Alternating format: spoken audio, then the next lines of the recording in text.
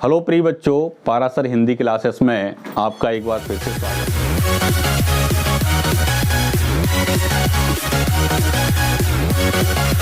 मैं आज आपको हिंदी व्याकरण का विशेषण टॉपिक मैं आपको हल कराने जा रहा हूं।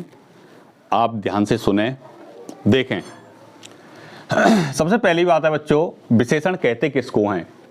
विशेषण होता है वे शब्द जो संज्ञा या सर्वनाम की विशेषता बताते हैं।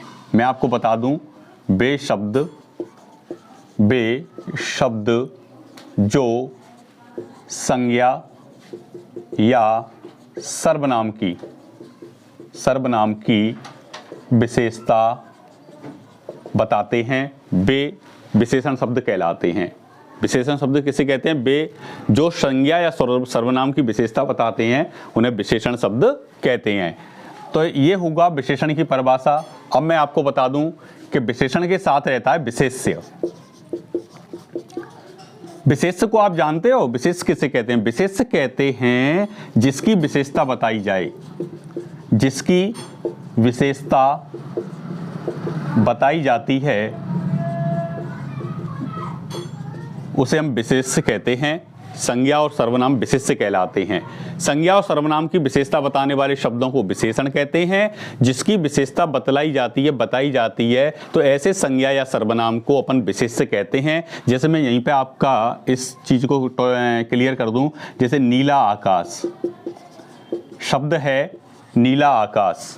देखिए नीला आकाश, तो आकाश कैसा है? नीला। तो नीला होना उसका विशेषण है। और क्या है नीला? आकाश। तो ये बच्चों ये विशेष्य हुआ। क्या हुआ? ये विशेष्य। जिसकी विशेषता बताई जा रही है वो है आकाश, तो वो हुआ विशेष्य। और जिस शब्द से इस आकाश की विशेषता बताई जा रही है वो हुआ विशेषण, तो वो हुआ नीला। ठीक है। तो मैं आपको बता दूं कि जिसकी विशेषता बताई जाती है वो विशेष्य होता है। एक होता है शब्द प्रविशेषण, एक होता है शब्द प्रविशेषण।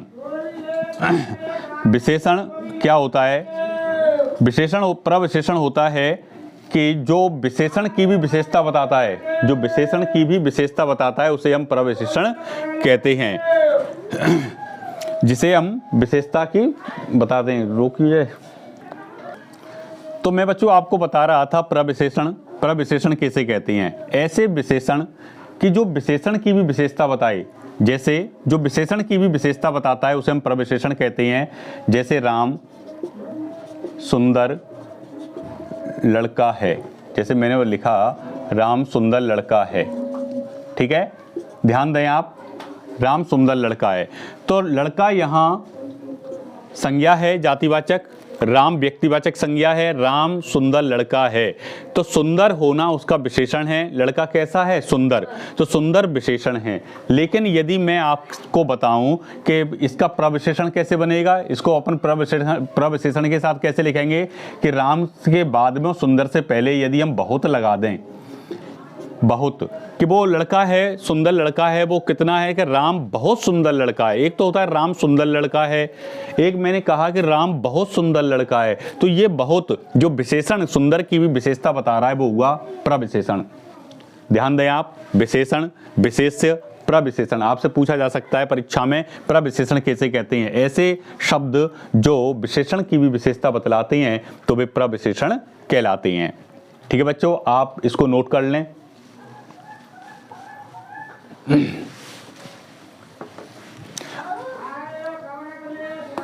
अब मैं आपको विशेषण के भेदों के बारे में बता दूं। विशेषण के भेद नंबर 1। नंबर दूसरी बात, विशेषण के भेदों को जानने के बाद में अपन विशेषण की अवस्थाएं पढ़ेंगे। तो विशेषण के भेद हैं, देखिए हेडिंग है विशेषण के भेद। तो बच्चों विशेषण के प्रमुख रूप से 4 भेद माने जाते हैं। नंबर 1 गुणवाचक विशेषण,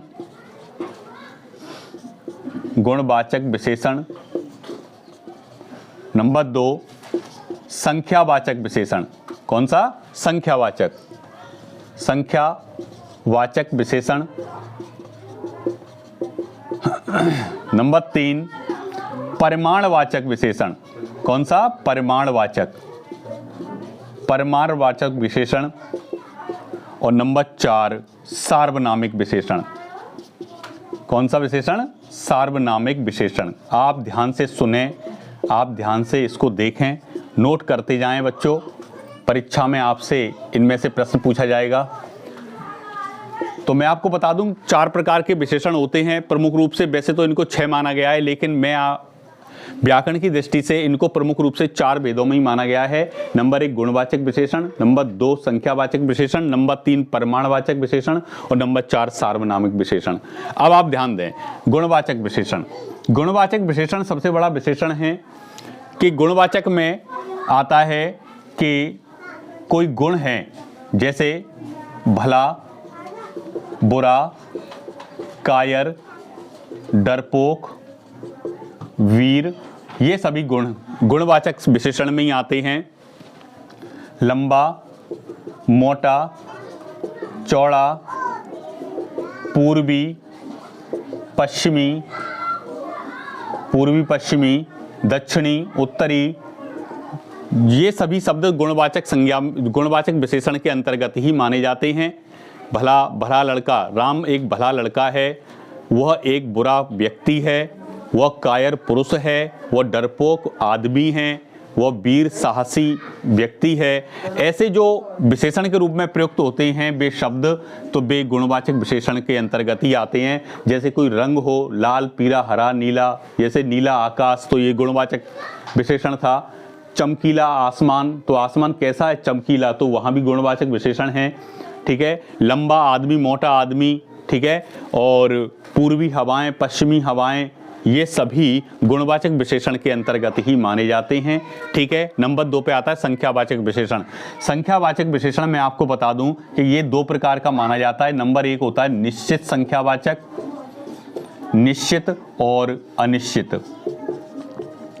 निश्चित और अनिश्चित 2 तरह का विशेषण माना जाता है। संख्यावाचक एक काउंटिंग होती है, इसमें गिनती होती है, जहां गणना होकर विशेषण का पता चले वहां निश्चित संख्यावाचक विशेषण होता है।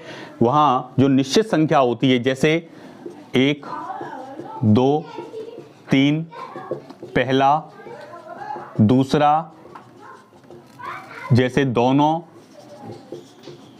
तीनों, ये निश्चित संख्यावाचक में आते हैं। जैसे कमरे में 2 व्यक्ति बैठे हैं, तो 2 व्यक्ति को अपन गिनेंगे तो ये संख्यावाचक विशेषण में आएगा, वो भी निश्चित संख्यावाचक में।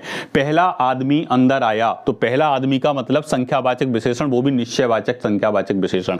ठीक है। दोनों व्यक्ति अंदर आ गए, तो इसका मतलब संख्यावाचक विशेषण, वो भी निश्चित संख्यावाचक। तो दोनों, तीनों, पहला, दूसरा, ठीक है, ये सभी निश्चित संख्यावाचक के अंतर्गत ही आते हैं। तो आगे इसके बाद में आता है अनिश्चित संख्यावाचक। अनिश्चित संख्यावाचक में आएगा जैसे कई, बहुत, ज्यादा, जैसे कई, बहुत, सब, कई, बहुत, कुछ, सब, जैसे सब व्यक्ति सावधान हो जाएं, कई व्यक्ति कमरे में बैठे हैं, बहुत आदमी चले गए। ऐसे जो शब्द आते हैं वो अनिश्चित, क्यों? पता नहीं है कि कितने आदमी, यहाँ निश्चितता नहीं है, लेकिन यहाँ निश्चितता है, उनको अपन गिन सकते हैं। काउंटिंग के अंतर्गत विशेषण निश्चित और अनिश्चित दोनों प्रकार के होते हैं। मैं आपको बताऊं परिमाणवाचक। परिमाण का शाब्दिक अर्थ होता है नापतोल, मात्रा का नापतोल होता है। ठीक है। तो ये भी 2 भागों में बटा हुआ है, ये विशेषण भी, निश्चित और अनिश्चित, ये भी 2 भागों में है। परिमाणवाचक विशेषण निश्चित और अनिश्चित।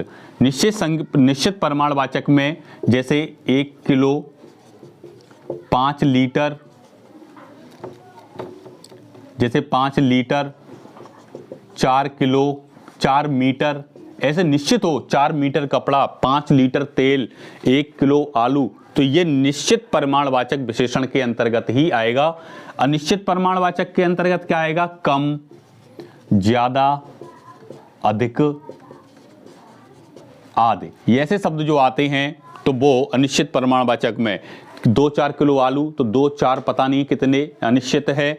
कम चाय, ज्यादा घी, अधिक, ऐसे एक प्रयोग हो तो वहां पे जहां पे कोई अनिश्चितता की बात हो, निश्चितता की बात ना हो, यहाँ पे था निश्चित 1 किलो आलू, 5 लीटर तेल, 4 मीटर कपड़ा, ऐसे। तो नाप मात्रा या नाप तोल आप ध्यान दें। नंबर अगला आता है सार्वनामिक विशेषण। सार्वनामिक विशेषण वहाँ होता है कि जहाँ पर सर्वनाम का प्रयोग होता है विशेषण के साथ में। विशेषण सर्वनाम की तरह काम करे, ठीक है। देखिए सार्वनामिक विशेषण में कि ऐसे सर्वनाम शब्द जो विशेषण के रूप में कार्य करते हैं, ऐसे सर्वनाम शब्द जो विशेषण के रूप में कार्य करें, संज्ञा या सर्वनाम के साथ में जुड़कर आएं।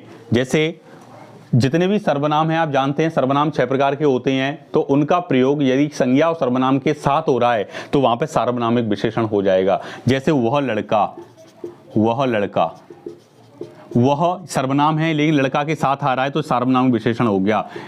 इस गेंद को मत फेंको, तो इस गेंद, तो इस सर्वनाम है लेकिन सार्वनामिक विशेषण कहलाएगा यहाँ पे।